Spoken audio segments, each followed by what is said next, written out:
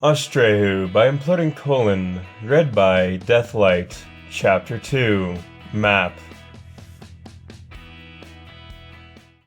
Afternoon came, and the hilltops blurring beneath Rainbow Dash turned into jagged promontories as she came up upon the hill crest of the mountain range. The sun was well overhead, approaching its peak as it climbed over the globe of the sky. Rainbow realized she was still squinting, so she raised her hoof up to her goggles and turned a dial. With a gentle click, the shades of the lenses popped back to reveal a clearer pair beneath. She relaxed her ruby eyes as she kept soaring eastward. The earth turned progressively uneven below. When the mountains began, the topography shattered into a craggly affair, with several stretches of alabaster rock, shredding the green vegetation into thin emerald scraps. The air above these sharp formations grew misty, coalescing into thick clouds that gathered into grey marasma above the sharply rising landscape. With experienced caution, Rainbow Dash elevated her ascent several meters above the visible stone. She was adamant about making a speedy pass over the mountains, but she wasn't about to stupidly plunge into hidden rock faces beyond the clouds. The mist in the air grew denser. Rays of sunlight danced around her in the swaying beams. In mid-glide, she reached her hoof out and played with the many yellow bands. Her mind wandered, and for the briefest of moments she thought she heard laughter. She blinked, and the sensation left her, trailing on the fringes of a deep sigh. There was a sudden gust of wind. If she was any other Pegasus, she would have been tossed wildly into the ether, but Rainbow swiftly countered for the gale, attacking her wings. She leveled out and hovered up, getting a good view of the landscape beneath her as the misty clouds parted. She spotted a sudden dip in the mountains. A deep ravine had formed, and a heavy current of cold wind was billowing down to fill the canyon.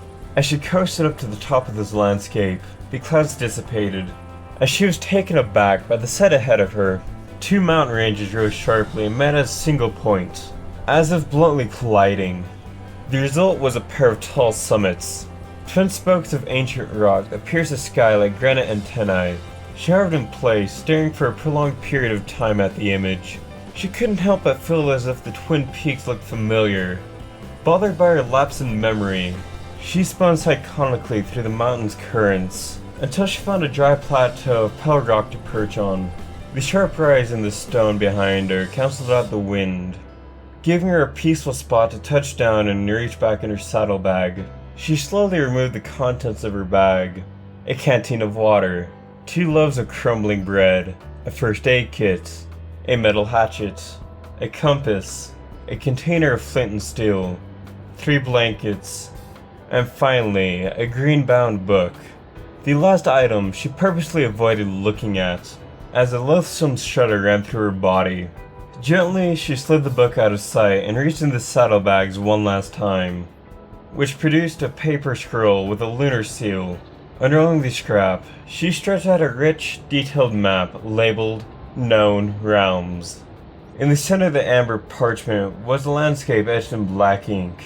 Rainbow Dash's eyes stared at the mountain summit of Candlelight Mountain, then traveled to the right past Everfree, then past a broad stretch of dotted paper tarred undermarshes. She traced her hoof even farther across the paper, past Dream Valley, past the Sea of Songs, past the Diamond Flats, and finally settling on Blue Plains. Just east of this spot was an unnamed mountain range, but one thing stood out. It was a pair of mountains that rose like sharp spokes into the sky. Rainbow looked up. She saw 2 enormous peaks leering 2 kilometers in front of her, bathing a thick shadow across the grand, misty ravine surrounding the mare. She looked down. The twin peaks darted a part of the map that was no less than 5 centimeters from the right edge of the paper. For some reason, that made her smile all the more. Rainbow rolled the map back up, putting away her belongings, lingering slightly with the green-bound book, and clasped the saddlebag shut, with its crescent moon buttons. Hoisting her goggles back up to her eyes, she stood against the wind, gave the mountains a silent snarl, and threw herself off the cliff face, so she could soar in between the 2 peaks, as if they were polished goalposts.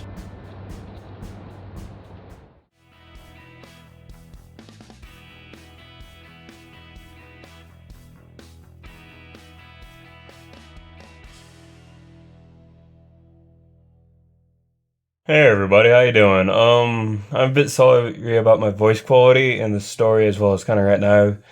I just barely got over a really nasty sickness. I don't know what it was, like a stomach flu or something. But it kind of tore apart my throat a little bit. So, what I have to say about the story here? Not much, just a adventure one.